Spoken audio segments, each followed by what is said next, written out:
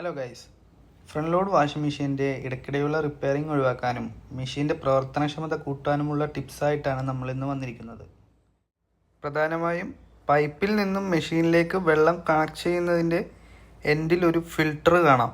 ആ ഫിൽട്ടർ എല്ലാ മാസവും ക്ലീൻ ചെയ്യാനായിട്ട് ശ്രദ്ധിക്കണം. ഇത് ചെയ്യുന്നതിലൂടെ നമുക്ക് വാട്ടർ ബില്ലും കറണ്ട് ബില്ലും കുറയ്ക്കാനാകും. അടുത്തതായി ശ്രദ്ധിക്കേണ്ടത് ഡ്രെയിൻ മോട്ടോർ ക്ലീനിങ് ആണ്. തിരക്കിനിടയിൽ പോക്കറ്റിൽ നിന്നും മാറ്റാൻ മറന്ന വിലപിടിച്ച വസ്തുക്കളോ അലക്കിനിടയിൽ വിട്ടുപോയ മുത്തുകളോ കൊളുത്തുകളോ ബട്ടൺസോ ഈ ഡ്രെയിൻ മോട്ടോർ ക്ലീനിങ്ങിലൂടെ മാറ്റാൻ സാധിക്കും. തുണികൾ കൂടുതൽ വൃത്തിയായി കിട്ടാൻ ടബിൻ്റെ മുന്നിലുള്ള റബ്ബർ വാഷർ ക്ലീൻ ചെയ്യാനും മറക്കണ്ട. അതേപോലെ തന്നെ പ്രധാനമാണ് മെഷീൻ ഇരിക്കുന്ന ചുറ്റുപാടും ശുചിയായി സൂക്ഷിക്കുക എന്നുള്ളത്. ഇല്ല എങ്കിൽ നമ്മുടെ കഴിഞ്ഞ വീഡിയോയിൽ കണ്ടതുപോലെ എലിസാർ അത് സ്വന്തം വീടായി കണ്ട് താമസം തുടങ്ങും. അപ്പോൾ ഈ വീഡിയോ നിങ്ങൾക്ക് ഉപകാരപ്പെടുമെന്ന് പ്രതീക്ഷിച്ചുകൊണ്ട് നമുക്ക് അടുത്ത വീഡിയോയിൽ കാണാം. ബൈ.